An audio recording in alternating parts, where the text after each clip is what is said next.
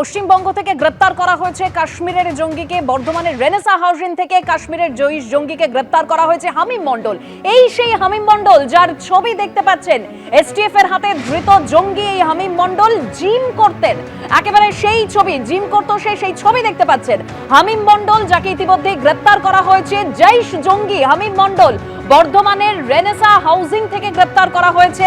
হামিম মণ্ডলের ছবি দেখতে পাচ্ছেন। জিম করতো হামিম মণ্ডল, অর্থাৎ পশ্চিমবঙ্গে এসে থাকতো, ঘুরতো ফিরতো।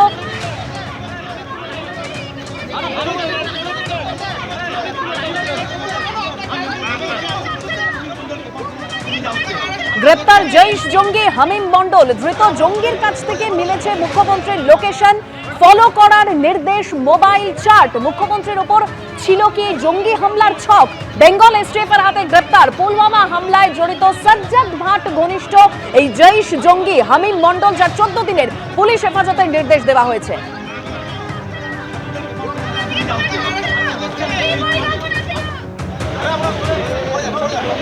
বর্ধমান থেকে কাশ্মীরের জঙ্গি গ্রেপ্তারের বিষয়টি সংবেদনশীল, এ নিয়ে কোনো মন্তব্য করব না বললেন মুখ্যমন্ত্রী শুভেন্দু অধিকারী। প্রতিমন্ত্রী উমেশ রায়ও জঙ্গিদের নজরে ছিল বলেছেন মুখ্যমন্ত্রী শুভেন্দু অধিকারী।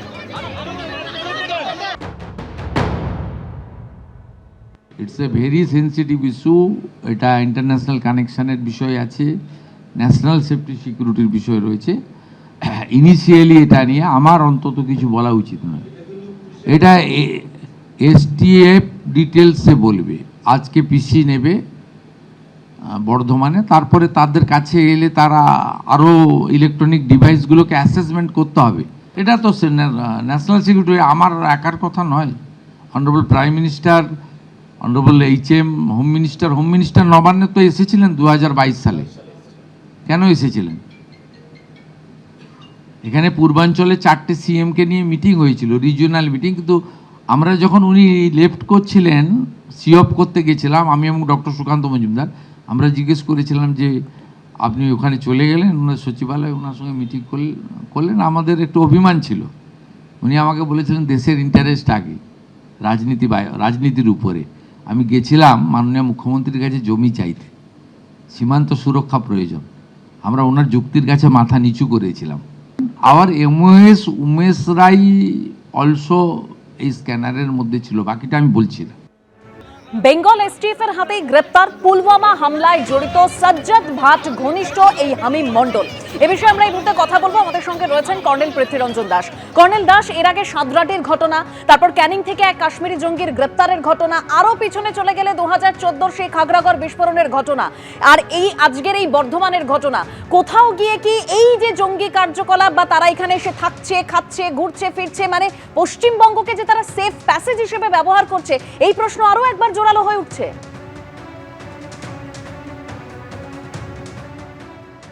নিশ্চয়ই, আপনি একদম ঠিক কথাই বলেছেন।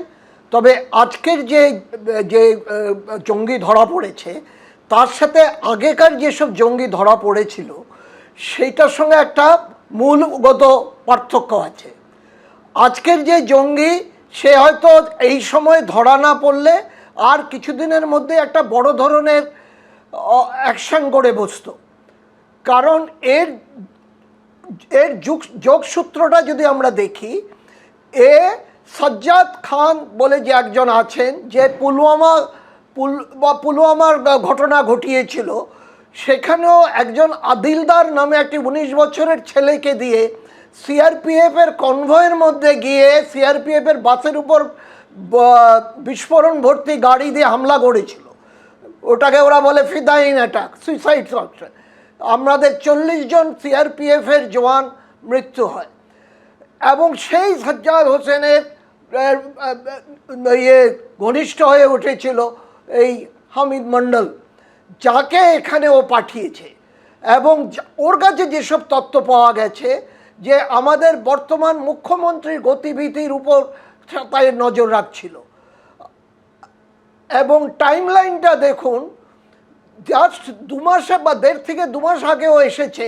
তার মানে যখন আমাদের এই বর্তমান মুখ্যমন্ত্রী উনি যখন নিজের দায়িত্বে এসেছেন এবং তার উপর নজর রাখছিল। তো আমি এসটিএফকে অভিনন্দন জানাই যে যে ওনারা এটা একটা বিশাল সাফল্য, কিন্তু আমাদের কাছে একটা জিনিস বুঝতে হবে, এসটিএফ এর মধ্যে একটা সীমাবদ্ধতা আছে। কারণ এসটিএফ একটা রাজ্য কেন্দ্রিক এরা অপারেশন করে, এদের খবর সারা ভারতবর্ষ থেকে আসার যেই জিনিসটা সেইটা এখনো আমাদের তৈরি হয়নি। সেইটা হচ্ছে এনসিটিসি, ন্যাশনাল কাউন্টার টেররিজম সেন্টার। এইটা সারা ভারতবর্ষ জুড়ে একটা গ্রিড বানাতে হবে। সেইটা আগের যে ইউপিএর গভর্নমেন্টের সময় বম্বে ঘটনার পরে তদানীন্তন স্বরাষ্ট্রমন্ত্রী চিদম্বরম আমেরিকায় গিয়ে প্রায় 5 সপ্তাহ থেকে এই পুরো ব্যাপারটা বুঝে এসে উনি এটা লাগু করতে কথা বলেছিলেন। কিন্তু যখন সরকার বদল হলো কেন্দ্রে, এবং বর্তমান কেন্দ্রীয় সরকারও এটাতে করতে চেয়েছিল, কিন্তু আমাদের প্রাক্তন মুখ্যমন্ত্রীর নেতৃত্বে 6টি রাজ্যের মুখ্যমন্ত্রী এটায় বাধা দেয়। এখন আমার মনে হয় আমাদের কেন্দ্রীয় সরকার এই এনসিটিসি এস্টাবলিশ করুক, কারণ এইটা হলে এই যে মিলিটেন্টটা এসছে 2 মাস আগে এখানে এসে বসেছিল, এই খবরটা আমরা প্রথমেই পেয়ে যেতাম। কাশ্মীরের এনসিটিসি ওদের উপর নজর রাখছে, সেই খবরটা পেয়ে যেতাম, খবরটা আমাদের কাছে দিতে পারতো। তো এনসিটিসি এক্সক্লুসিভলি টেররিস্টদের উপর নজরদারি রাখার জন্য তৈরি করা হচ্ছে। সেখানে ডেডিকেটেড অফিসাররা থাকে, এরা কন্টিনিউয়াস সার্ভেলেন্স করে। একদম কর্নেল দাস, আপনি আমাদের সঙ্গে থাকুন। এবিপি আনন্দ, এগিয়ে থাকে, এগিয়ে রাখে।